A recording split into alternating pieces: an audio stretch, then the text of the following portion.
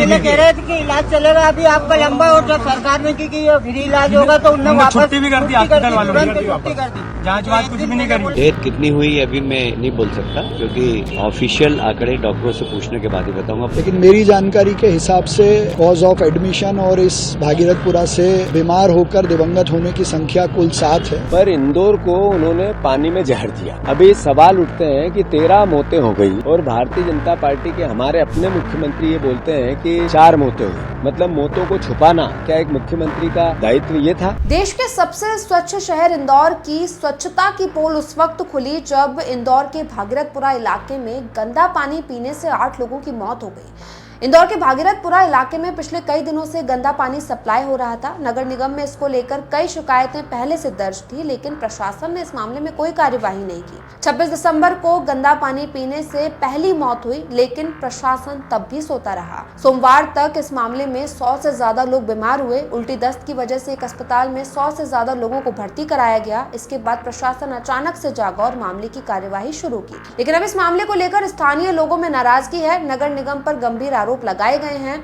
क्या कुछ पूरा मामला है वो हम आपको विस्तार से बताते हैं। दरअसल मध्य प्रदेश का इंदौर शहर जो अपनी स्वच्छता के लिए केवल प्रदेश में ही नहीं बल्कि पूरे देश में जाना जाता है, और अगर ऐसे शहर में गंदा पानी पीने से लोगों की मौतें हो जाती हैं तो स्वच्छता पर गंभीर सवाल खड़े होते हैं। इस गंदा पानी पीने से लगभग अब तक 8 लोगों की मौत हो चुकी है। 100 से ज्यादा लोग जो घायल थे उन्हें अस्पताल में भर्ती कराया गया। 34 लोग अस्पताल से डिस्चार्ज हो चुके हैं, लेकिन कई लोग अब भी अस्पताल में भर्ती हैं। इस मामले को लेकर प्रशासन ने क्या कुछ कहा वो हम आपको विस्तार से बताते हैं। साथ ही मुख्यमंत्री मोहन यादव ने भी एक्शन लेते हुए कई अधिकारियों को सस्पेंड कर दिया है।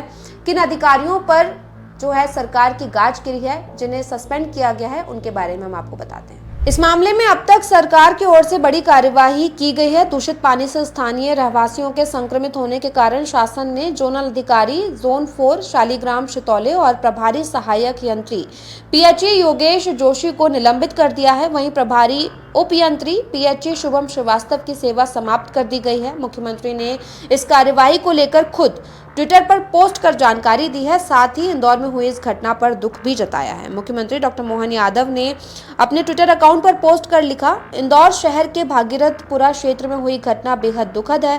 मृतकों को श्रद्धांजलि अर्पित करते हुए उपचारक प्रभावितों के शीघ्र स्वस्थ होने की कामना करता हूं। मृतकों के परिवारजनों को 2-2 लाख रुपए की सहायता राशि दी जाएगी। मरीजों के इलाज का पूरा खर्च सरकार वहन करेगी। स्थिति पर नजर रखने और प्रभावी कार्यवाही करने के निर्देश अधिकारियों को जारी कर दिए गए हैं। मुख्यमंत्री मोहन यादव ने जानकारी देते हुए बताया कि जो भी पीड़ित परिवार है उन्हें 2-2 लाख रुपए की सहायता राशि दी जाएगी। साथ ही इस मामले में एक कमेटी भी गठित की गई है जो पूरे मामले की जांच कर रही है। लेकिन सवाल फिर भी खड़ा हो रहा है कि इंदौर सबसे स्वच्छ शहर, यहाँ इतना गंदा पानी, जहां पर गंदे पानी पीने से लोगों की मौतें हो गई।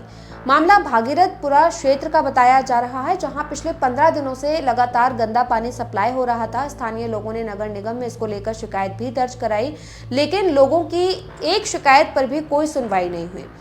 26 दिसंबर को इस मामले में पहली मौत हुई थी और फिर सोमवार को ये जो आंकड़ा था वो 3 तक पहुंच गया। सरकारी आंकड़े बताते हैं कि 3 मौतें हुई हैं, लेकिन जो स्थानीय लोग हैं उनका कहना है कि इस मामले में अब तक 8 लोगों की मौत हो चुकी है। तो वहीं महापौर पुष्यमित्र भार्गव, जिन्होंने पूरे इलाके का निरीक्षण किया, उन्होंने बताया कि अब तक 7 लोगों की मौत हुई है, 100 से ज्यादा लोग घायल हुए हैं। क्या कुछ जानकारी उन्होंने दी वो आप सुन लीजिए।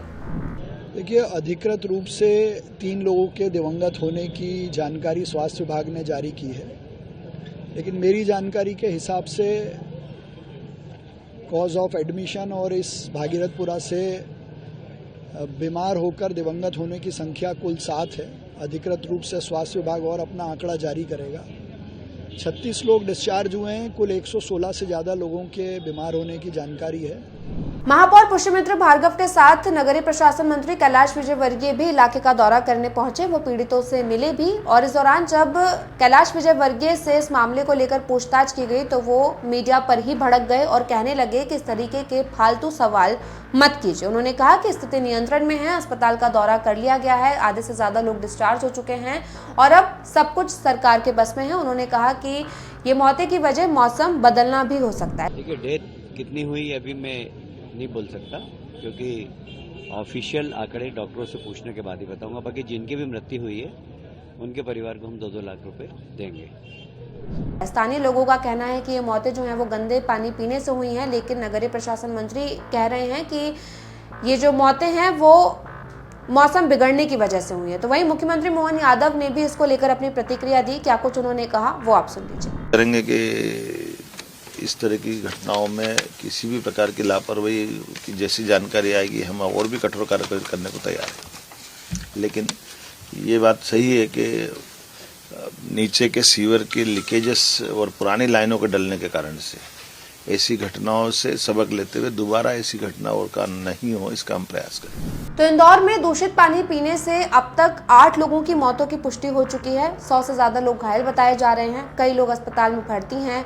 3 अधिकारियों को इस मामले को लेकर जो है सस्पेंड कर दिया गया है। मुख्यमंत्री मोहन यादव ने कलेक्टर को सख्त निर्देश दिए हैं मामले की इन्वेस्टिगेशन ठीक तरीके से करने के लिए। तो वहीं स्थानीय लोगों में अब भी नाराजगी है। कांग्रेस सरकार पर हमलावर है। कांग्रेस का कहना है कि जब इतने दिनों से शिकायतें की जा रही थी तो सरकार ने इस मामले में कोई भी कार्यवाही क्यों नहीं की। कांग्रेस नेता जीतू पटवारी ने कहा कि 2200 करोड़ रुपए केवल पानी पर खर्च किए जाते हैं और बावजूद इसके अगर गंदा पानी पीने से लोगों की मौत होती है तो ये कितना बड़ा भ्रष्टाचार सरकार का है। पर इंदौर को उन्होंने पानी में जहर दिया।